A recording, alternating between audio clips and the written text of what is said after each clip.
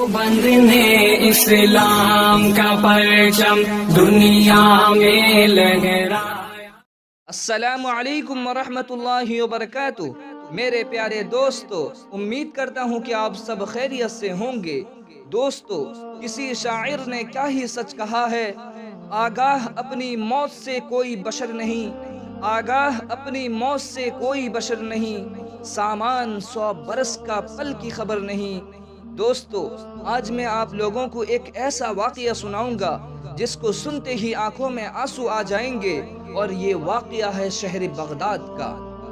अल्लाह ताला ने कुरान मजीद में फरमाया, जब किसी मुल्क या शहर की हलाकत का वक्त आता है तो हम वहाँ के दौलतमंद की तरफ हुक्म भेजते हैं, फिर वो मालदार लोग हमारे अहकाम की नाफरमानियाँ करते हैं तो उन पर अज़ाब वाली बात हक हो जाती है, फिर हम उस शहर और उस मुल्क को मलिया मेट कर देते हैं। दोस्तों, ऐसे ही वाक़या शहर बगदाद का है। मुअर्रिखीन लिखते हैं, जब अहले बगदाद के यहाँ माल और दौलत ने डेरे डाले तो अहले बगदाद मालदार हो गए और दौलत के नशे में इस्लाम से दूर होते गए, और बड़ी बड़ी कोठियाँ फलक बोस इमारतें बन गईं, और अहले बगदाद ने शराब पीना शुरू कर दी और बदकारियाँ करना शुरू कर दी। घरों में बेनिकाह औरतें रखी गईं, फहाशी बदमाशी आम होने लगी।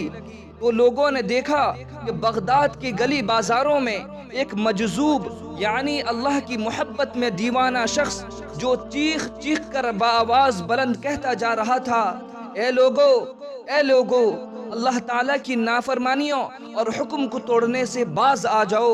शराब की बोतलें नालियों में बहा दो, लेकिन अगर बाज ना आओगे तो कान खोल कर सुन लो, कुदरत का अजाब आने वाला है।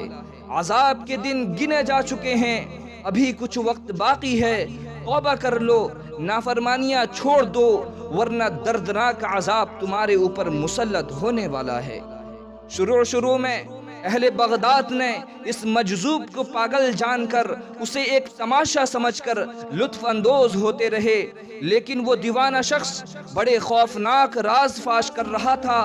आखिरकार इन इशरत कदों और महल्लात में रहने वालों को इस मजजूब के नारे गिरा गुजरने लगे, और फिर इस मजजूब को कहा गया कि वो अपने नारे बंद करे, क्योंकि वहाँ के दौलतमंद और अमीर लोगों के आराम और सुकून में खलल पड़ रहा है।